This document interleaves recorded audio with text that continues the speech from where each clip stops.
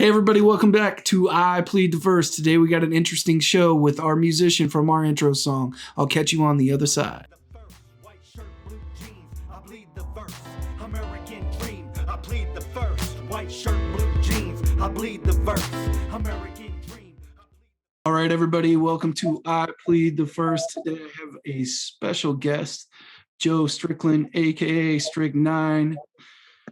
Runs S9 Entertainment and does our intro music. So thank you for our intro music. Thank you for letting me use that. You're welcome. Thanks for being on the show, man. Now I'm nervous.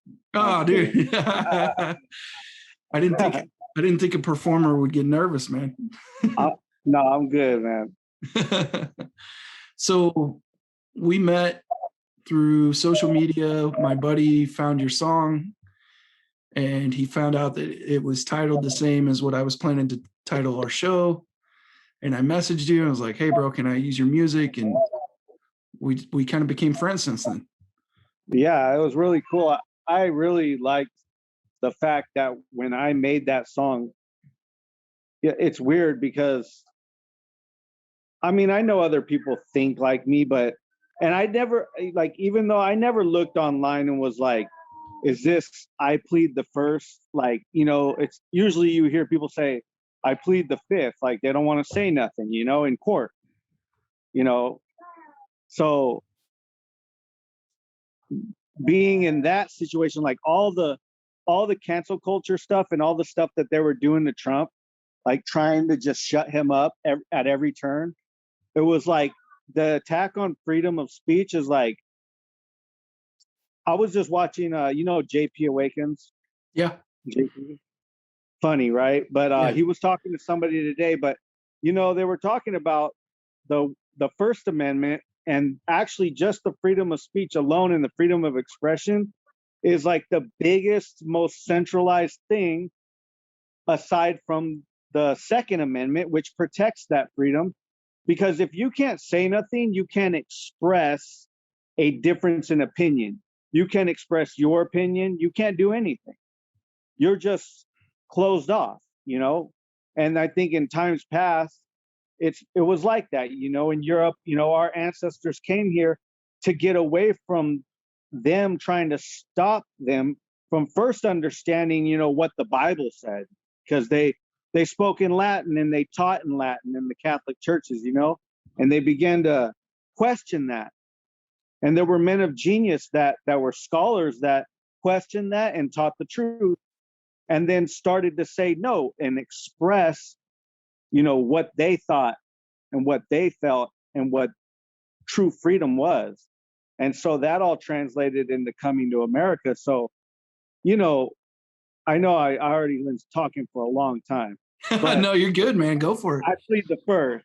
So I love the idea of when I was making the song, I was already kind of messing with the chorus, and then I just started playing the instruments like on the synthesizer. And then next thing you know, I just came up with the chorus, and I had already thought of those words, I plead the first, you know, and I just felt like it was like almost, you know, like a fashion statement, like the white shirt and blue jeans. That's like American, that's Americana, you know? Yeah. That's culture, that's American culture, like a white shirt and blue jeans. Like what gets more American than that? Probably a barbecue, right? That's it, right? So Yeah. I was like, and I bleed the verse. Like the verse is what I'm saying. I'm expressing it like to my blood. Like I will shed my blood for this freedom, you know? And so I got my lady to sing some of the chorus too. And she even says in that, and I didn't write this for her, but she said, you know, if you want to take what's mine, you know, take it from my bloody hands. My freedom is worth my life, Yeah. you know? Like, so this is something that I take to the depth of my heart, you know?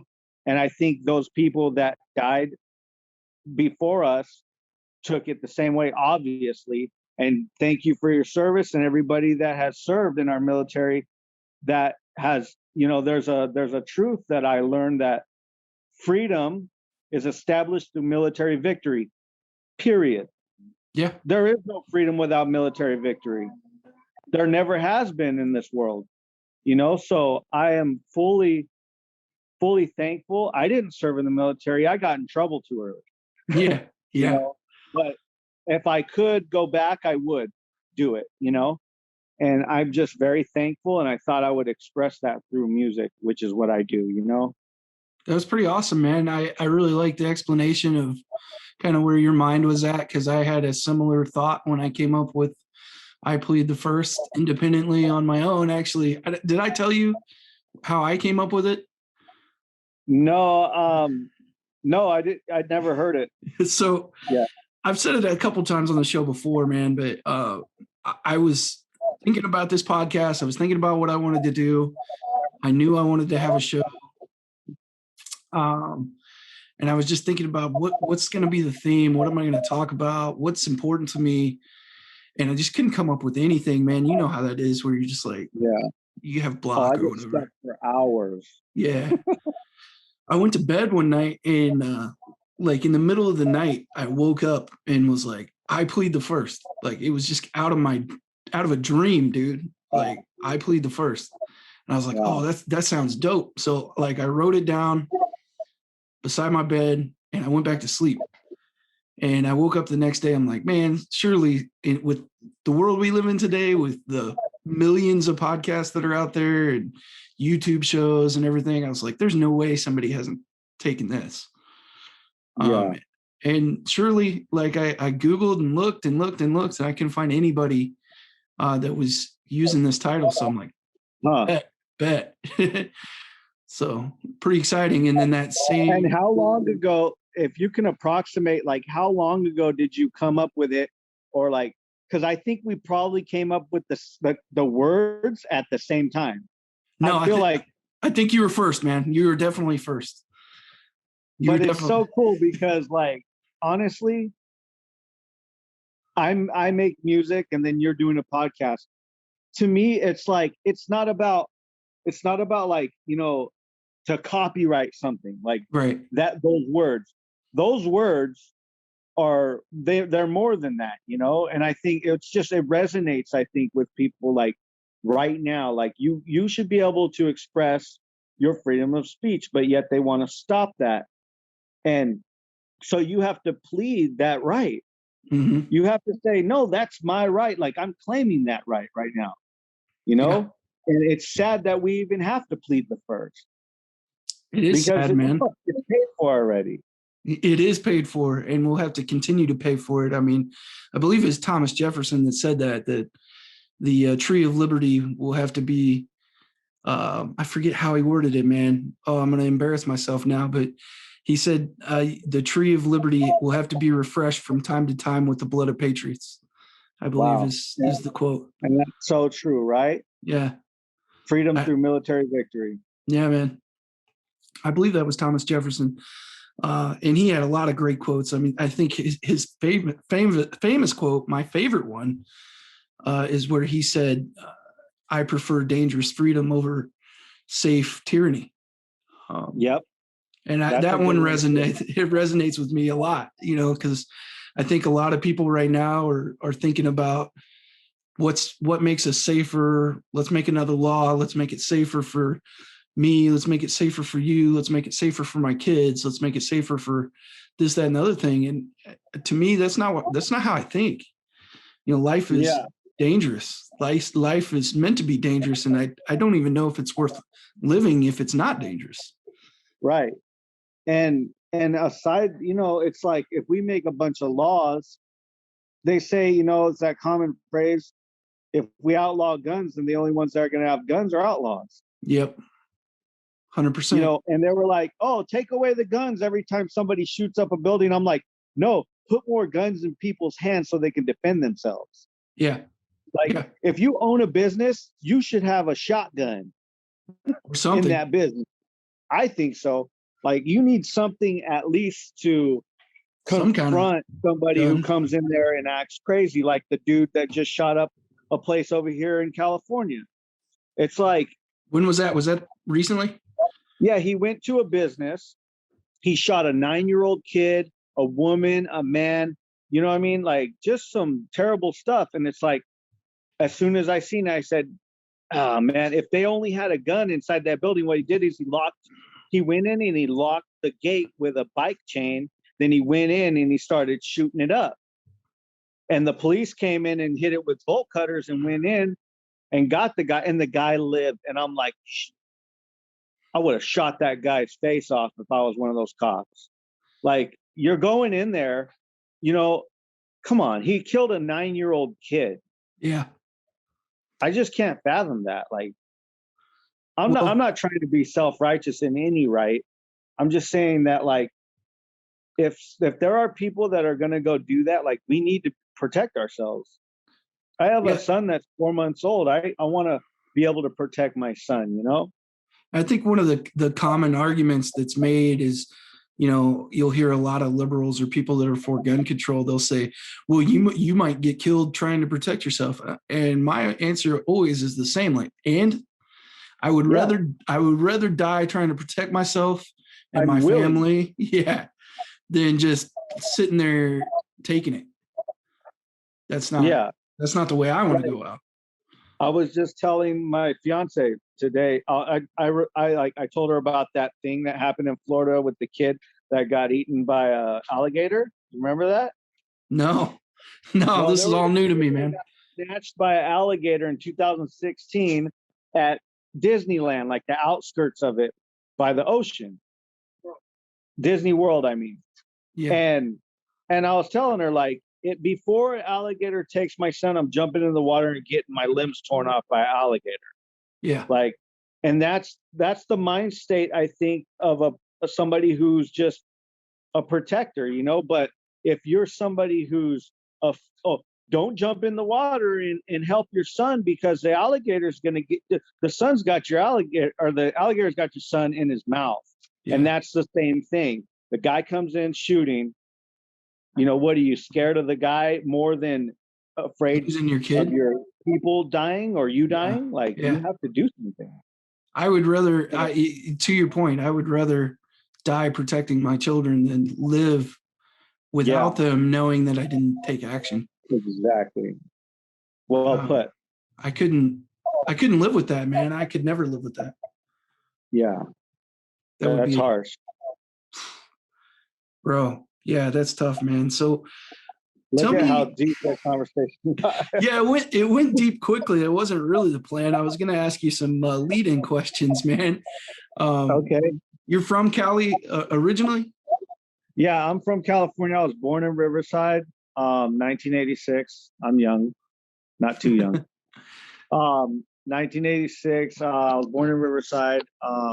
I've been here my whole life, really. I got a very crazy past, you know? So, you know, my mother passed away when I was like 5 years old. My father was left to raise us, 4 boys. But, you know, it ended up becoming like, I wasn't raised in a good household, you know? Yeah. It was, and I learned, like, those aren't excuses either. Like, I used to use them as excuses. Mm-hmm. You know, I was the opposite of what I am now mentally, like how I think about everything politically. Like, I used to not even care about politics or any of that stuff. I was very rebellious toward authority, but I ended up going to prison a couple times. And while I was there, I started to learn that, you know, who's the one that's putting yourself in these positions? Like, every choice, when you make a choice, you're just putting yourself in a position to either advance or put yourself at a worse disadvantage in life. Every choice you make. And I kept closing doors until I was backed up into a cell, and then that door closed on me. And I did 4 terms in prison. I have 2 strikes.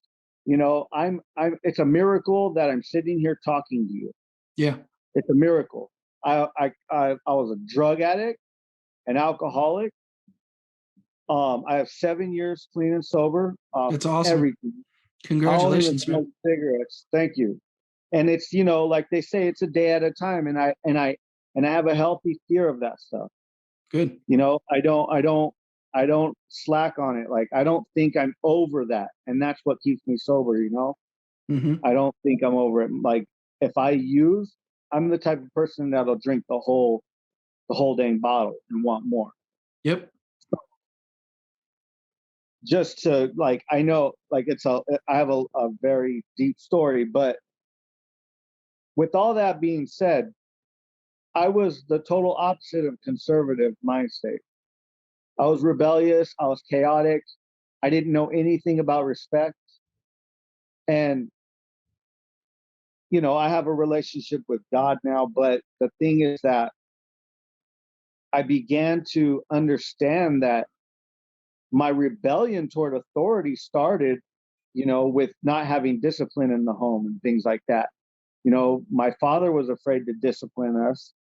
And he felt like if he did that, then we would hate him, you know, and because he didn't like his parents because he had an abusive stepmother and things like that. Yep. So in my home, there was a lack of Discipline. discipline, and that trickled down. But, you know, later on, I learned that my uncle, who was a private investigator who married my aunt, who's my mom's sister. My mom was murdered when I was 5 years old. Oh, wow. And it was a cold case. And the man who actually picked up the case that my aunt hired from out here in LA, he was a private investigator, and he did like forensic analysis and stuff like that. And he cracked the case and solved 14 murders, unsolved murders of women in California. This guy was a serial killer. Oh my God. So, yeah. So my aunt, the guy that she hired, they got to know each other, and, you know, she was single and he was single, and they liked each other. They got married. I didn't know that as a kid, but then I went and lived in their home. My dad got arrested for, you know, manufacturing and stuff like that. So I ended up going in the system, and then I was living at my aunt's house with my other brothers, and I learned that this man helped solve my mom's murder case, and he was a police officer. He was a sheriff. And that's when I began to learn that respect for authority starting. But it was already so late in life. It's a hard lesson to learn. You got to learn Yeah, that. I was from 12 years old. It was Yeah. hard, but Yeah. I still went to prison after that. I went through the group home system after that because I was so rebellious that my aunt tried to, like, have me live with my other aunt. I have like 10 aunts on my mom's side. Wow. So basically, well, 10 aunts and uncles all together, you know. So I went and lived with them, and then I was so troubled, like, I'd run away, you know, and then they were like, we don't know what to do with this kid. So I ended up going into group homes.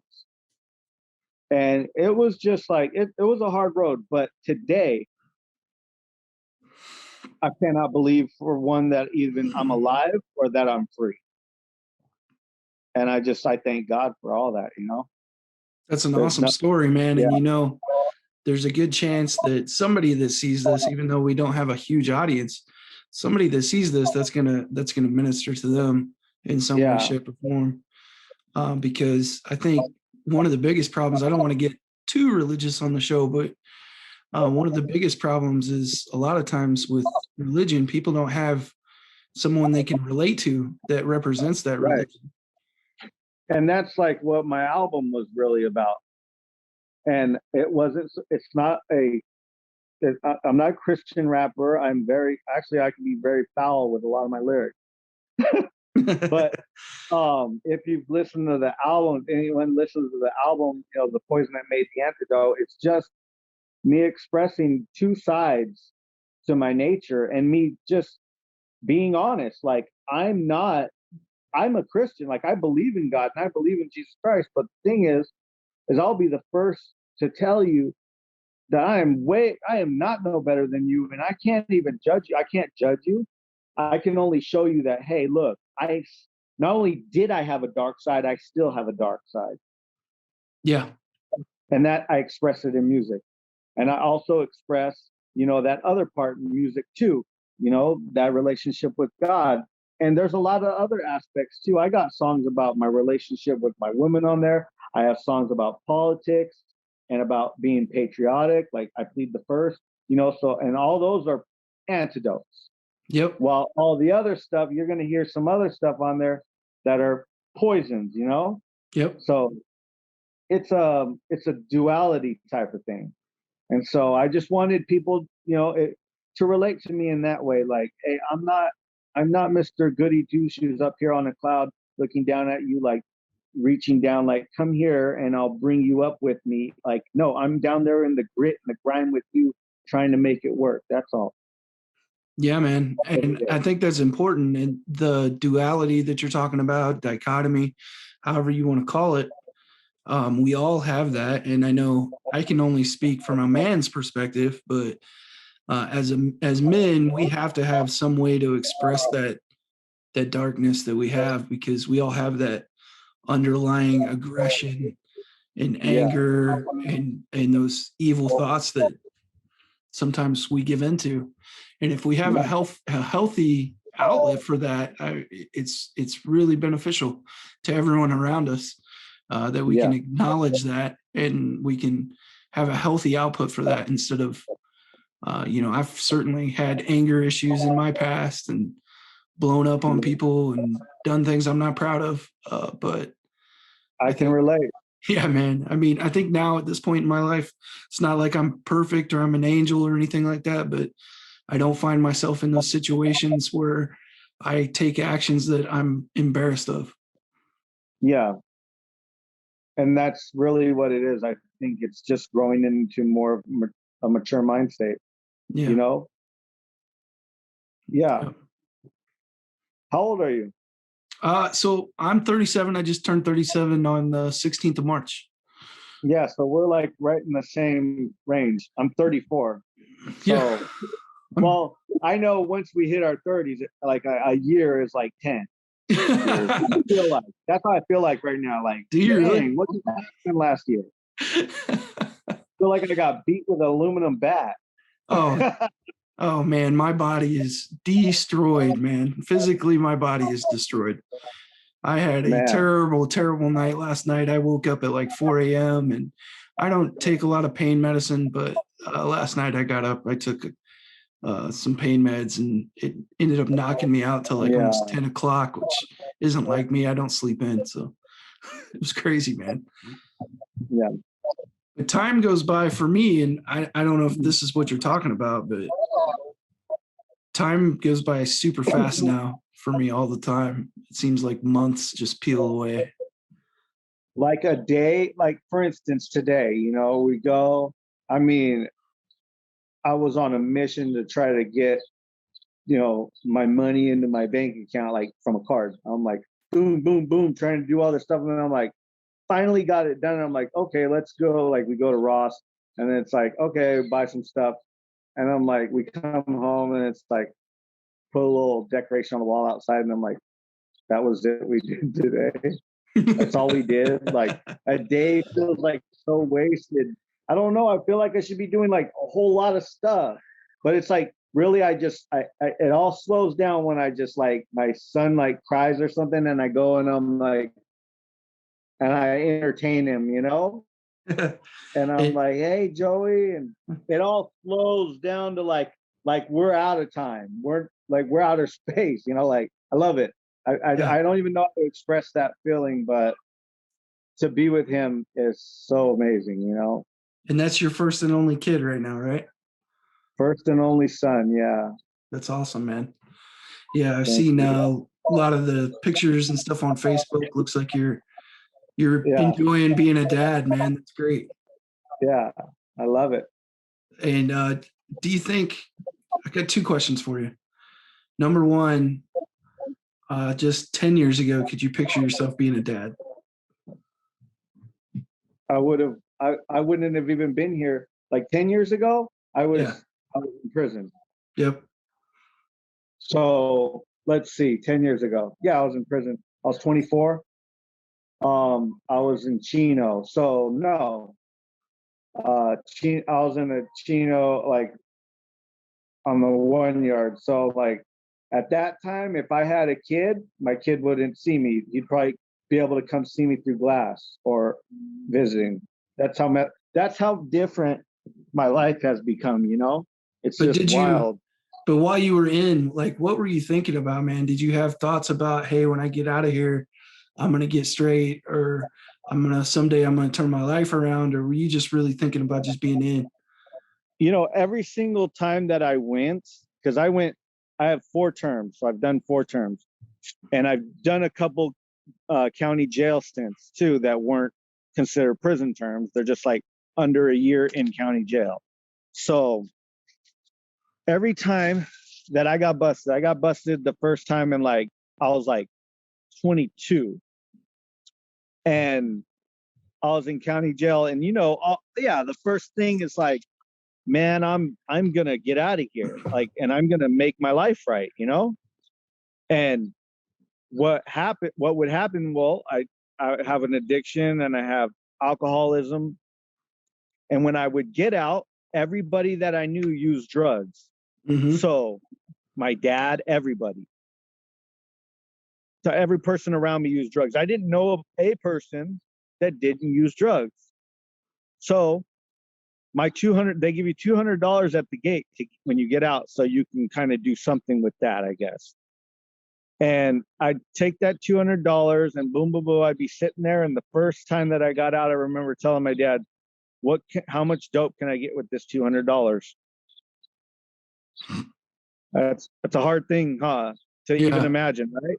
And my dad's like, I don't want you doing that. Like, even my dad was just like, you just gotta do what you gotta do. I say, if I'm not gonna get it from you or through you, I'm gonna get it my way. And that's just, I don't know. I felt hopeless, you know, like I lived on a dirt road, you know, it was hard. Yeah. I felt like I didn't have no resources. Nobody really taught me like how to even get a job. I never even had a real job until I was like 30, like this time that I got out. Wow. Like I've done little jobs, but I'm talking about like to hold down a job, you know? Yeah. Like my life is really different. It's so amazing. So anyway, I would go back in, obviously, because I'm using and drinking, and then I'd get into some stuff. I go back in, get out, and every time I woke up like a little bit more and was like, okay, maybe I'll do right.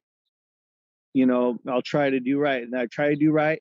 And when little trouble came along, I just run back to what I thought was right, what I knew, what made me comfortable. And the last time I got into it with a dude and I got criminal threats, and which is ironic because we're on a show called I Plead the First. So criminal threats was introduced to our law system, our penal code, when George Bush, after the towers. So it was because of terroristic threats and things like that. So he limited, it's called the Patriot Act. Yep. So you know, and I understand it, but I don't like it either, you know. And what happened was, I told this guy basically, I'll freaking kill you, blah, blah, blah. And not in so many words. Mm-hmm. And we got into a little scuffle, but that was the thing that carried a strike. And it carries 2 years in prison. You could actually, it's 2, 3, and 4. So 2 is the minimum. And what happened was I was facing a lot of time because I was facing a life sentence for a 3rd strike, because what happened was they had my paperwork mixed up or something with a case that I had caught before for a simple assault. I punched a guy, we got into a fight. So anyway, they're hanging 65 to life over my head because it's a 25 to life doubled up because of strikes. Dang. Plus enhancements, plus nickel enhancements. You know, basically it all added up to 65 to life. This is what they're hanging over my head in court for about 19 months. You know, you can imagine that when I first heard it, I wanted to puke. But yeah, what was that like mentally? Did you fall into a depression? Yeah, I fell into depression, and then I fell into, first I was still drinking when I first went in. Like I was making homemade wine in there, it's called Pruno. So Yeah. I would cook it up, we'd make it, and it's a whole process. And I don't want to, it's just too much to talk about. Yeah. But honestly, what would happen is I would drink, then I would get into fights in there, and then there were riots and stuff like that, and it's just like it's the county jail, but it's really wild. So basically, what would happen is I was just looking at it like I don't know what to do. I don't know if I'm gonna ever get out of here. I better just put on my mean mug and get down with anybody that crosses me, just so I can, let them know that I'm not to be messed with. That's how it is in there. But because you were probably thinking this might be the majority, if not the rest of my life. yeah, I don't even like to say like some of these things, but it's like it's the reality of it is that, hey man, you don't have to say anything you don't want to. well, like just so people know, this is how scary. If you're a kid and you see this and you think it's cool, if you go to prison, there's people dying every day getting stabbed. I've seen people butchered for nothing, over nothing. So it's not cool. It's not something that you want to experiment with. Don't get stripes, none of that, because there are people that have been killed for less than a candy bar for the wrong word. Right. And that was the reality of that. And some of the places I've been is a very scary place. And I've been in some rough situations myself. I used to hang out with some fairly bad people, and I won't get into too much of it, man, but I know I've caught myself in a couple situations where you're talking about, wrong word can really cost you. And did you ever find yourself in that situation where you're like, shit, I shouldn't have said that? Yeah, where I had to fight, and I had to fight like, you know what I mean? And luckily that I was in a few places where it was like you couldn't even fight with your fists. They would hand you a shank and you had to fight the guy like that. So I didn't get into anything there. And like that, those are the places where it's like scary. Yeah, it's called a 3-yard. So the 3-yard is like in California, there's a no hands policy. There's hands off policy. You want to fight? Their politics in prison is that here's a shank, fight the guy. Wow. And that's how they do it. Yeah. That's crazy. So it's like, when you're there, you're just trying to get your points down so you can get to a lower level security. So it's less like intense. Mm-hmm. So basically, on that last time, I ended up getting 9 years. But what they do is they give you 9 years at 80%. And then I would get like good behavior. I would get like, I went to school. I didn't have a GED. I didn't have a diploma. I got my GED while I was in there. I was in there for 5 years because 9 years, 80% plus a few years off for doing like all kinds of programs. Because Prop 47, I think it was, helped like a lot of programs where you can get time off. So anyway, during that time, that last one, the 5 years, that's when I matured. That's when I was like, okay, I'm gonna, like at one point I stopped drinking in there, like real early though. It was like the first few months. And then I turned to God and I started studying the Bible, and I started just thinking about my life. Like, what am I going to do with my life when I get out of here? How am I going to make myself not come back? And then one time somebody asked me, they say, Joe, you're going to get out in like 6 months, dude. And you think that you're not coming back? Why? If all these other guys come back, you know what the statistics are? And I'm like, yeah. And they're like, you've been back already 3 times. What makes you not going to come back? And I go, the only thing that I know is that if I don't commit a crime, I won't go to jail.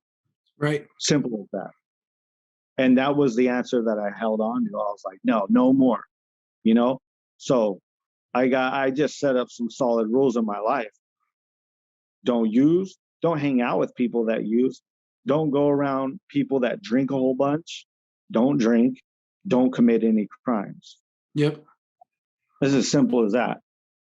So did you have mentors or somebody that kind of helped you along, or did you find these rules on your own? Did you read? Where'd you come up with this? I read the Bible a lot, but I was around people that were like in NA. Inside there, like I said, there's a lot of programs. They had NA, AA, and there was a lot of people. Yeah, I had like mentors. So I had a sponsor, and I have a friend that I kind of sponsor, and he sponsors me. Like we talk, he lives a little a ways from me, so we just kind of chat. But it's really like, that was good. Like I had those mentors and all that stuff, but really like you say, I don't want to talk about religion a lot because this is not a religion show, but I'm just telling you from my experience, like I got in contact with a church that was with a guy named RB Theme, and he's from Texas. Mm-hmm. He passed away in 2009, but he was he's very, very structured and like a theologian. So I would just listen to these. They would send them for free, and I would listen to them, and it's like very deep understanding of the Bible. And just every day, I would just listen to it and just partake like daily. It wasn't like I say, it's not about religion. It's just what gave me solace, what gave me solitude in my mind, what helped me. Because like I got a lot of ideals in my mind. How to live, how to Mm-hmm. think, how to do this. But all those things got me where I was at. Yep. So I had to change all those things. And that's not like to say that those things are gone and now new things are there. And no, like I have to continually refurbish my mind continually. Yeah. With new ideals, living right, because the old me can just creep back into my head, slowly. And then I become that old Joe again, and then next thing you know, I'm doing the old things that put me in those places. So it's kind of preventative maintenance that you do, keeping up with regular maintenance on your mind. Yeah. And I just feel blessed today, really. Like I'm sitting in the backyard right now. My dog's right there, and it's just like, I couldn't have imagined this at one point in my life. Yeah. Still good. You feel blessed. Yes. So I know one thing that I think I'm really not trying to be funny, but I really do think one thing that the military members that have been deployed share in common with people that have been in prison is when they get back to society or just America, right? Yeah. You're super grateful and you're like, oh my God, I don't even remember, you kind of look around and you're like, man, I didn't think I'd see this place again. Yeah. And there's just really normal stuff that people take for granted that when you get back from a deployment or you get back from prison or whatever, man, like you're like, oh my God, people don't even understand how great it is to get in your car and drive. I know. It feels so good, right? Yeah, man. Just let me drive. I'm going to drive wherever I want to. Hey, what state do you live in? I'm in Nebraska right now, man. I'm from KC. I'll bet you it's beautiful over there. Yeah, I can just imagine. Where I'm at, actually, if you've seen the intro, which I know you have, so that lake, that's where I live. Oh, you mean the intro? Like, yeah, the intro video, man, with your music, yeah. When you said that, I'm like, white shirt, blue jeans. In my head, it just started going. It's like going over the mountain. Yeah, the video really I put. Nice, yeah, that's the lake where I live, man. So really, Yeah, man. I bought a house here in 2011. Very blessed, obviously. I feel very Yeah. grateful for what I have. Yeah. It's amazing. Lots of great people that I've met. I'm not a Nebraskan. I'll never be a Nebraskan. Where are you from originally? KC, Missouri. Kansas City. Yeah. Yeah, we have some different thoughts on things for sure than people from Nebraska, like driving for one. People from Nebraska can't drive, dude, at all. So how about this thing with the border? Oh, dude. There's so many ways you could go at that and so many things to dissect about what's going on at the border. But I'll just start with this.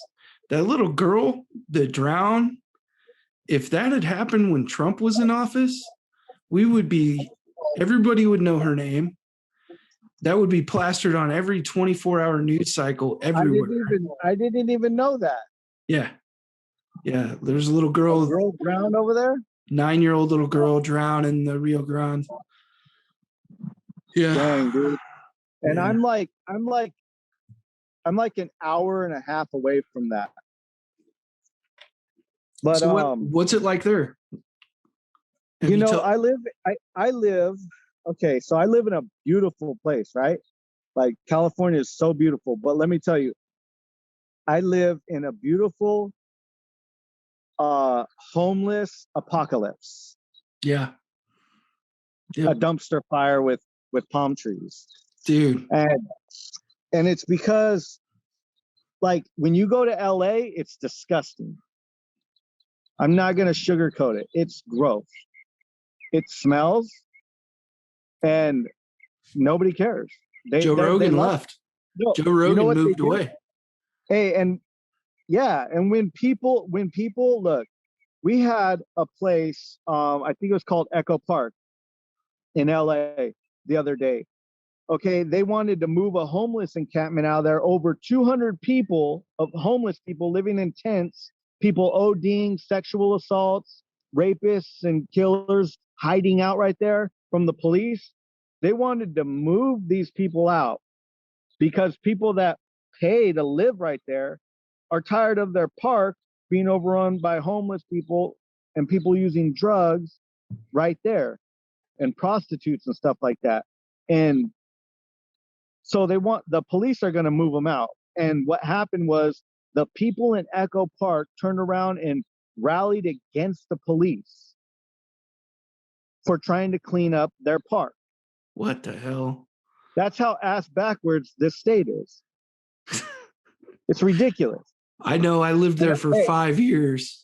And like, I got songs like, I got a series of songs. I have West Coast Part 1, then I have A Toast to the West Coast, that's Part 2, and I'm gonna make a Part 3. I love California, but I cannot stand the politics. It's so toxic to, like, there are people that pay massive amounts of, like my brother pays money for a beautiful home. He has 2 kids, a wife, and he lives in Pomona, and right down the street from him, he could see the park, and it's filled up with people leaving drug needles, like syringes and stuff, on the ground, and broken glass pipes and stuff like that, and living in tents and all kinds of stuff.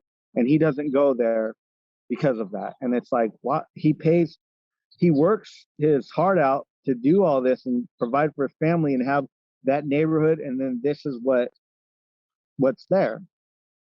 And then they call this sanctuary city, and they say, no, you can't move these people out because they're sanctioned. And I don't understand it.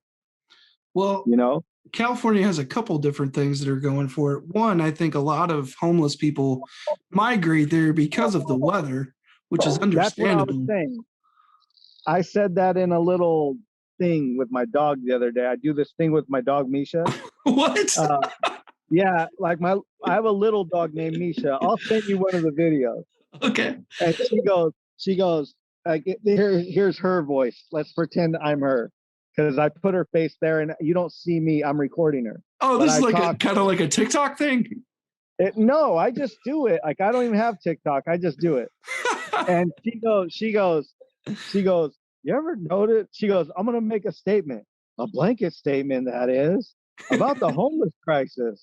And she says, you ever notice in really cold places like Nebraska, I guess, or like Chicago, when it's snowing and it's below zero, there ain't that many homeless people all of a sudden. And when it gets really cold, all of a sudden, nobody's homeless anymore. Flips off, We joke because about when that. it's cold, people are out there. Well, we joke about that here, man, because you're right. When it gets real, real cold, the people that are on real hard times or real addicts or whatever, because they're still homeless. But for the most part, homelessness does decline during the wintertime, right? Like people they got to find something to do or they got to get out of here. Get under a roof. Yeah. Yeah. Yeah. It's a shame, man. It's a shame, but I've watched a lot of like documentaries and read a lot about the homeless crisis. And what nobody talks about is there's a large number of those people that they choose to be homeless. Yeah, they do. I see a lot of people, and they were trying to give people vouchers for hotels, and they were arguing saying, well, what about when the voucher ends? What about when the hotel ends? Then where do we go? But if you go to the hotel and you have that voucher, let's say you had a voucher for a couple weeks for a hotel and you were homeless, you take it, because if you really wanted to get on your feet, you take your government issued phone and you go to that hotel with your voucher and you'd sit there and you'd try to figure something out. I would go to an agency. There's plenty of agencies all around that will take people to work. You can go work in a factory and you can make money. But if you want to be out on the street, don't go and make an excuse saying just nothing, nobody's ever trying to help me. Because in California, not only do we have a lot of homeless people, but we have a lot of programs that are supposed to help people too that don't have a lot. We have a lot of handouts right here.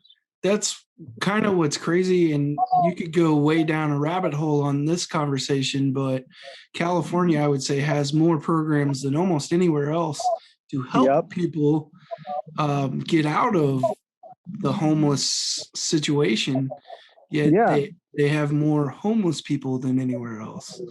And they have more people sustained homeless than anywhere else. They're playing with them they got kid gloves on and they're just playing patty cake with them. Yeah. They love the homeless crisis. They love it because it works toward their politics.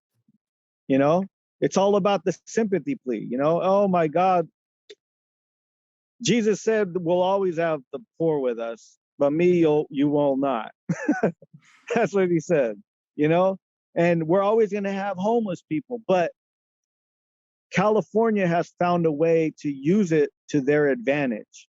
Yeah. They use it in politics. It's always like, hey, we got a program, we're going to fix it. And the next politician that steps up says, look, I'm a superhero and I'm going to fix this problem. Just like Joe Biden was talking about the border situation. I'm a superhero and I'm going to fix this problem. And then all of a sudden they get voted in office and the problem gets even worse because they didn't have a plan in place to do anything, not knowing that the guy before them had a big load on his hands from the guy before him. And now it's swung back into the idiotic hand. And now the idiot's sitting there going, I don't have a plan for this. And everybody realizes that it's all messed up and that they voted for the wrong guy. And here we are on I Plead the First, talking the truth. Just bring Donald Trump back. I want him to, can he run again? I don't even know anymore. Yeah, he can, man, but he's going to be 80 when it's time to run again. I don't see that as a feasible option. I know some of my viewers will be upset, but I just don't see that as a feasible option, an 80-year-old man running for president. If Joe can do it. Dude, Joe's like the same age. He's like 78. Trump's 76. I mean, they're both too old. We got to find some young conservatives. Like Josh Hawley from Missouri is a young conservative. He's been outspoken about a lot of stupid shit.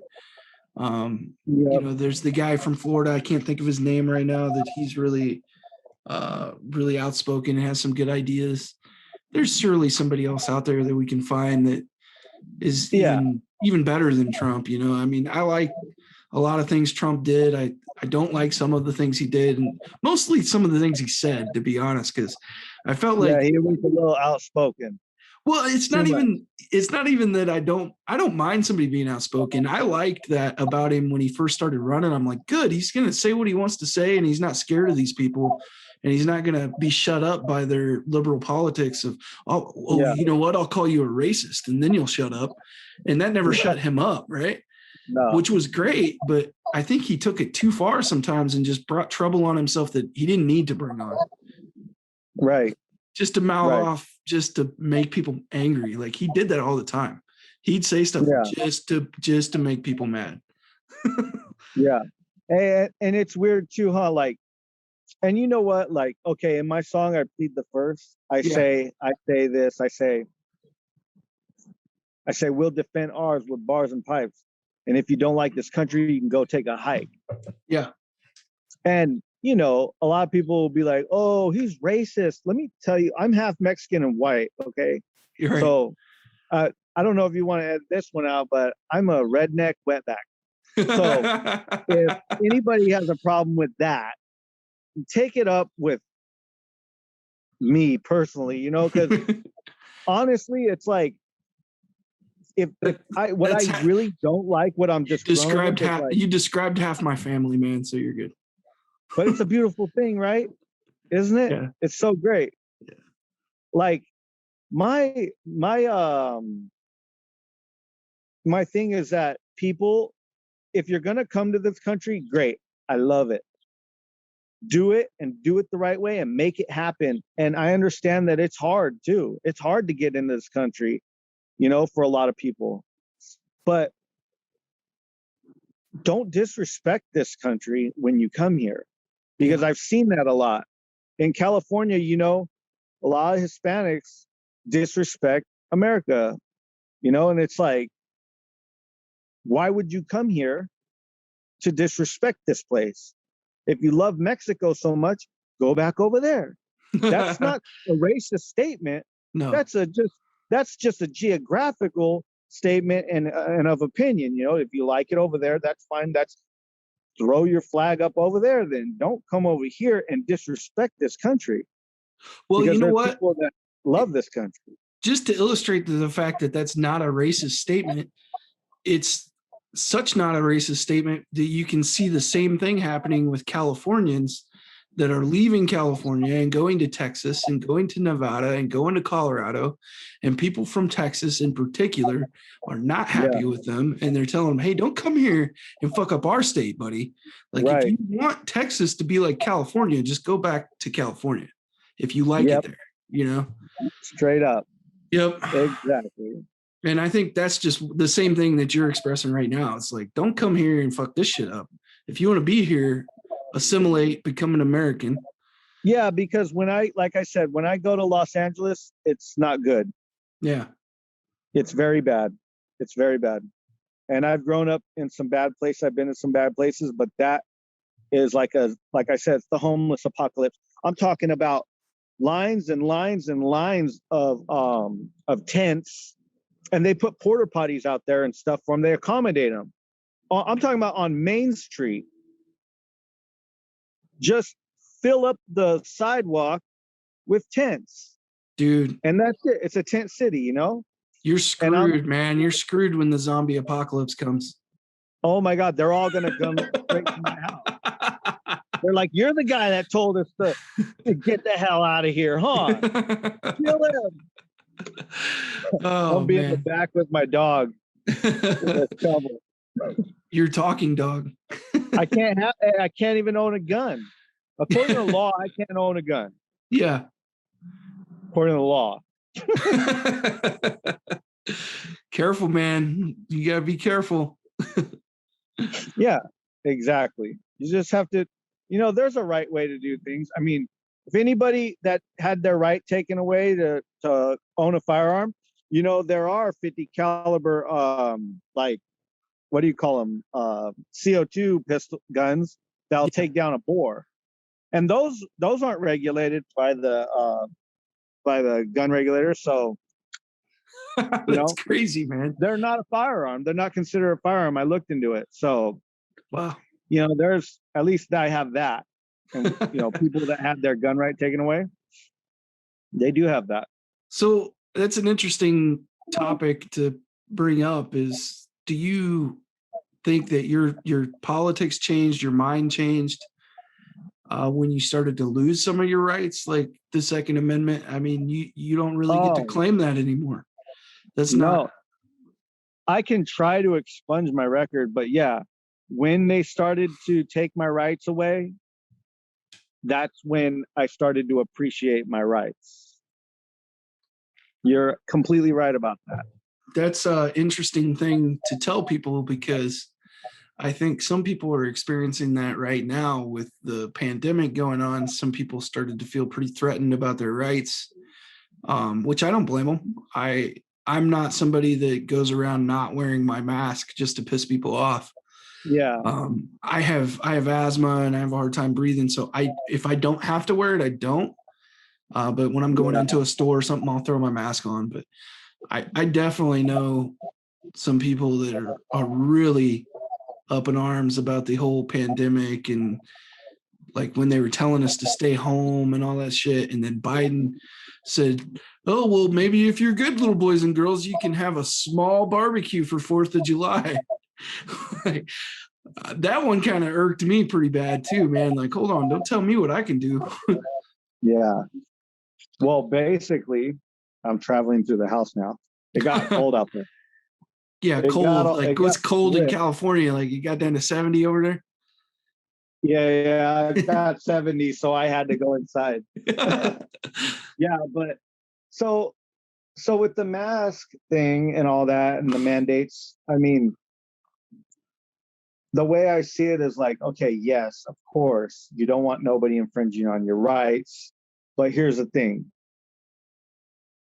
If a store owner says, hey, in order for me to operate, because Big Brother is saying, in order for me to operate, you have to wear a mask, and so do I. Well, it's not my store. I don't own it. It's your store. You own it. Mm-hmm. And for the sake of me going into your store, I'll wear a mask, just like it says, no T-shirt, no shoes, no service. Yep. Right? Mm-hmm. All right, that's their property. Now, I hope nobody walks up to me and tells me to put on a mask while I'm walking down the street. Because I'll just be like, I'll just laugh, like, you're so funny. Wow. Can I borrow yours?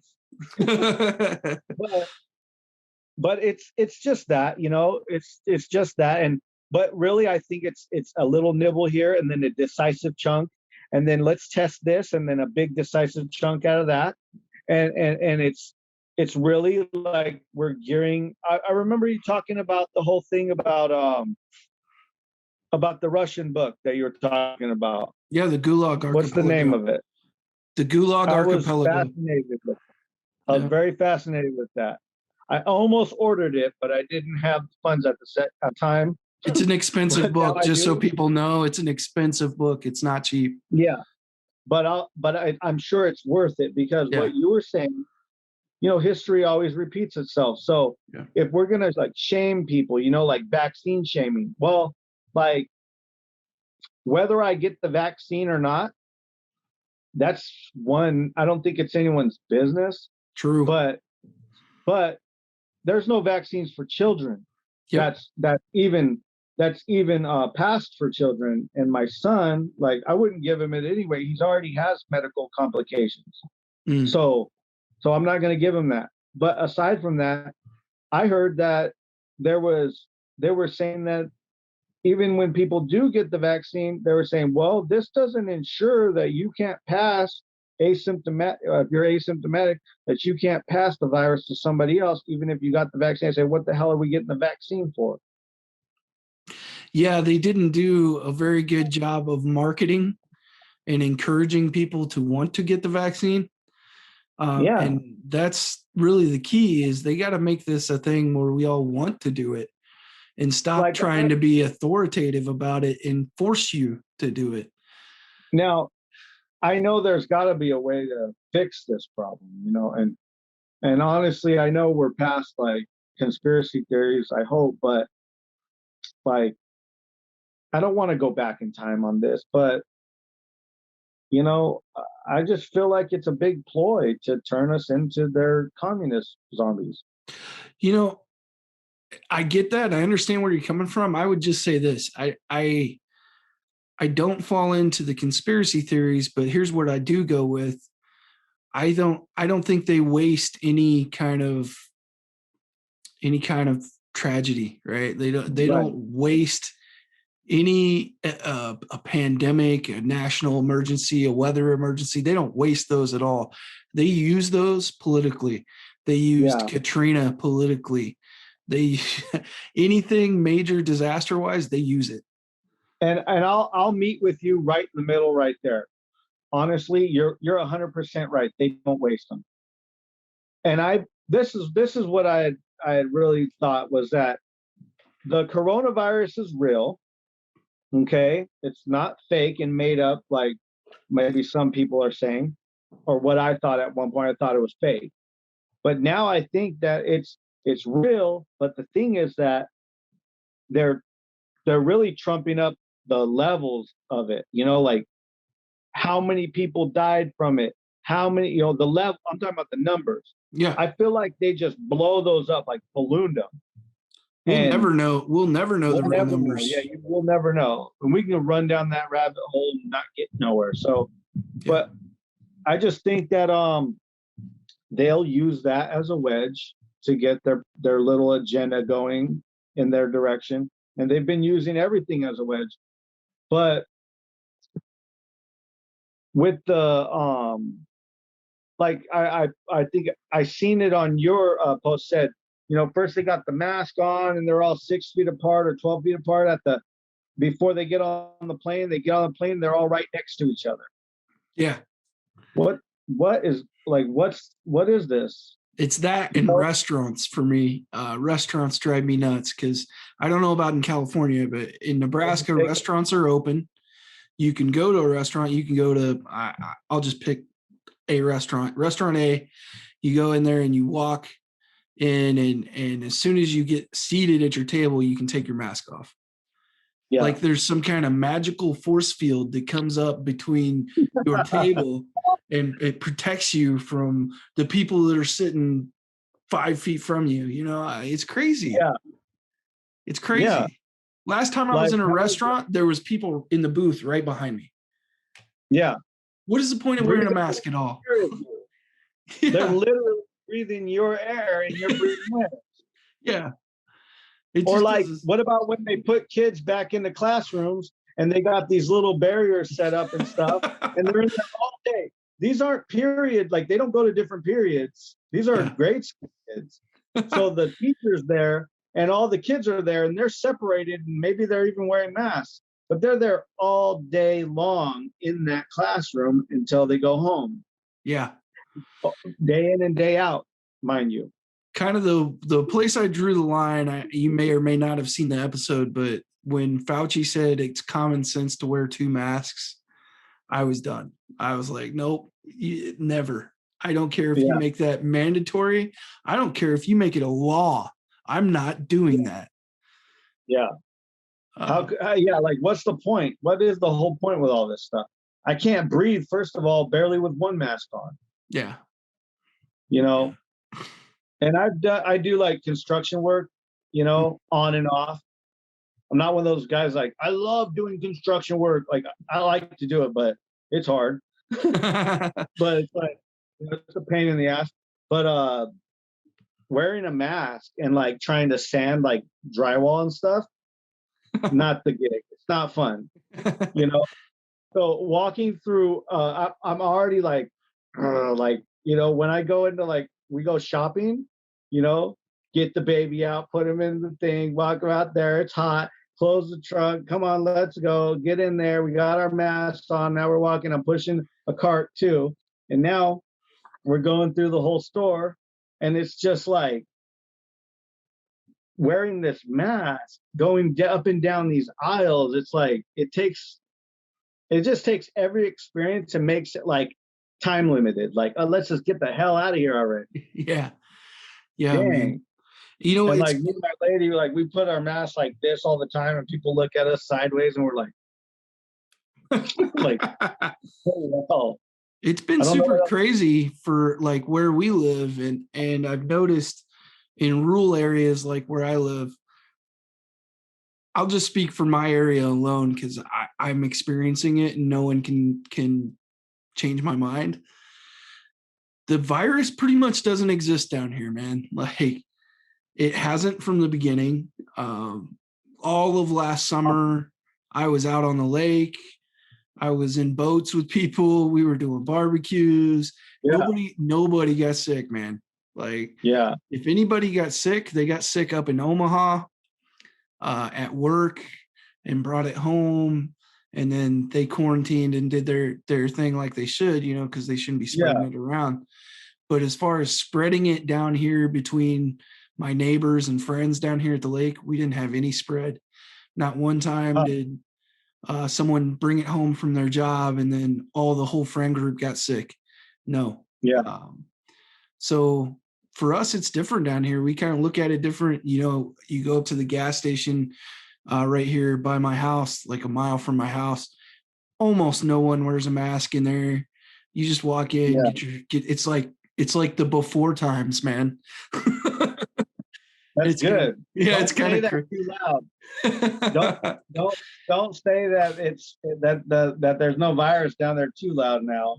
Oh, I know. Yeah. You don't want the apocalypse to come to you. Yeah, we've been blessed so far, but it just seems weird that it kind of sticks to the urban areas. We're clustered up. We're clustered. Over here in California, you'll see like literally like 6 or 7 cars in the driveway of like a 3-bedroom house. Crazy. Okay, that's just on the next street from me. Like I remember we were just walking in the park. I was like, look at all, and I'm like, and you got so many people, and then everybody loves to just have big get-togethers and just cluster up. Like they're all wearing a mask too. Like even out in public, like we went to Long Beach for Easter. We went over there thinking nobody was going to be there. We went to a big, it's like a seafood restaurant. Yeah. And it had like a shopping mall and stuff. Oh my God, it was packed. And I was just like, I can't believe this. Like there was literally like in the area, there was like standing room. Like you couldn't go sit over there. They were all bunched up trying to get into this place. So I was just like, I don't know, like it's clusters around here. People live in clusters in homes. Like the whole family lives in one house.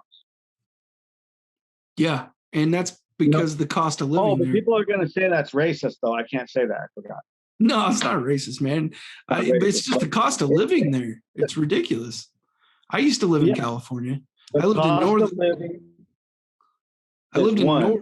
in Northern California, and this is back from 2005 to 2010. And I remember moving to California, had never really been anywhere in my life as far as lived anywhere other than Missouri. I lived in Oklahoma for a little bit with the military, Texas, Alabama for a very short time. So all very country places, if you want to call them that. And then you move out to California, and Northern California is pretty country too, but it's still California. Yeah. And the cost of living was like shocking to me at the time when you could get a normal like ranch 3-bedroom house in Missouri for like $100,000. In California, that same house was $330,000 for no reason at all. Yeah, very expensive. It's triple and quadruple, and even it goes up to 500,000. Like, let's see, 2-bedroom with a military discount. My brother got a 1, 2, 3. I think it's a 3-bedroom, 2 bath, 2-story home. Okay, with a military discount. I don't know what that does, how much that takes off, but Probably stucco and $510,000. that's crazy. You know, and he has to drive like very far to go do his job too. And I don't know, I wouldn't have moved there, but I mean, come on, California is like out of control. I don't know. Even the places that we live in right now, like they're not really that great. Like where I live, it's not that great. Yeah. It's just a little crummy old town. Mm-hmm. A zoo stuff. Yeah. You know? But Yeah. it's for what a person pays in my neighborhood right now, they could get 2 homes probably out there where you live. Oh yeah, I'm sure you could. Which brings me to my next question. Like, why do you guys do it? Why do you stay? Good question. That's a good palm trees, man. It's the sand on your feet. I'm not saying to move to Nebraska or nothing. It's too cold up here for me. I'm going to move away from Nebraska eventually. But there's plenty of warm states that are cheap. I've been talking about moving out of California since I was a kid. Since I was like 18, 19. Just every time. I don't know why, but you know, have you ever heard the song? Obviously you have. Everybody has. I don't even know why I asked that. Hotel California. Yeah, of course, man. Come on. Probably my favorite song. But the song is about, a lot of people think it's about a prison, Norco prison in California, but it's not. The guy who wrote the song from the Eagles, he had an interview and he says, you know, the song is about him coming into California, driving into California, and then coming here and just staying and falling in love with it, but all the twisted stuff about it totally is like a put off, but you can't leave. Mm-hmm. Hotel Cal, you're stuck. And I feel that sentiment. Like, I don't know how to explain that. Like, I wouldn't know how to detach myself from this place, even though I'll tell you exactly how. I want to go somewhere else. I'll tell you exactly how I did it, Joe. I loaded up a U-Haul and I left. And as I saw California in my rearview mirror, I was like, peace. Well, playing Hotel California backwards. Dude, I couldn't wait to get out of there, man. I mean, I'm going to go back, and a couple of my friends still live up there in Northern California, north of Sac. So I'm going to go out there and see them. It's a cool place to visit. Wasn't my taste, man, for sure.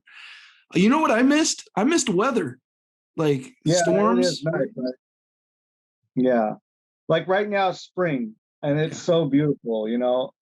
And we're trying to make like our backyard like a little tropical, like, that's cool. I don't know, like, you know, like little tiki stuff, and like just we're getting like we had like a windstorm a while back and it blew away our canopy. Like, I mean, it tore it away from the fence. It was tied on. Oh, and it tore it away from the fence, but I think it's because the ropes were just like really damaged by the sun. So all summer long they were getting like real frayed, and then they just ripped when the wind came. So we're doing like a new canopy and all that stuff. We got the barbecue, and I'm just like, I don't know. I'm just gonna make it like a little tropical, like kind of island look right there. My son really likes trees. He's like, we take him to this place, the Arboretum, and check out like trees. He's always like mystified by them. I'm gonna send you some pictures of my buddy's pool, man. You won't believe it's Nebraska. That'd be awesome. Yeah, it's crazy. But hey, man, we've been talking for a while. It's a Monday episode, so I don't want to make it too long. You got anything you want to say to the people before we take off? Yeah, my S9 account is messed up. That's why I haven't been posting on there or on Instagram. Yeah, the S9 account. It's because, you know, I think they think like when I send my links to people, it's like it's spam, but it's like I'm really genuine. Right. But anyway, you know, if anybody wants to follow me as an artist, you can go to Stricknine86. You can follow me on S9ENT. The links are in his description. And I'm just very thankful to be on the show. I really love the show. I watch it when I can now. Things got real busy in the past week. I mean, it was crazy. Man. But I always want to show support. And thank you in person for the T-shirt. I've worn it twice, and I mean, it's a good fit. Yeah, you get any compliments? Yeah. You get anybody asking about it? About the shirt? Yeah. Well, my girl's like, "Where's mine?" And then the dog, her dog's like, "Where's mine?" Her dog wears shirts. So yeah. But like, y'all got something crazy going on with them dogs. You got talking dogs that wear clothes, man. Yeah, we got a pit bull, we got a Papillon, and we got a little like a rat terrier type thing. I got iguanas too. Oh man, you got a whole zoo in your house, dude. I got a zoo plus a little baby. So. That's cool, man. Well, thanks for being on. I really appreciate you talking to me. We'll have to do this again sometime. It was pretty easy to bust out a whole episode. We didn't really struggle finding anything to talk about, but yeah, really appreciate you being on. Really appreciate the support, and thank you for letting us use your music, man. Oh, thank you. Anytime, man. All right, talk to you soon. Yeah. Everybody smoking all the greenery. Yeah. Close the match 'cause they were handed down to me. But I'm still fly, I know. I'm still fly, let's go. It could all be worse, I could be a hater like you.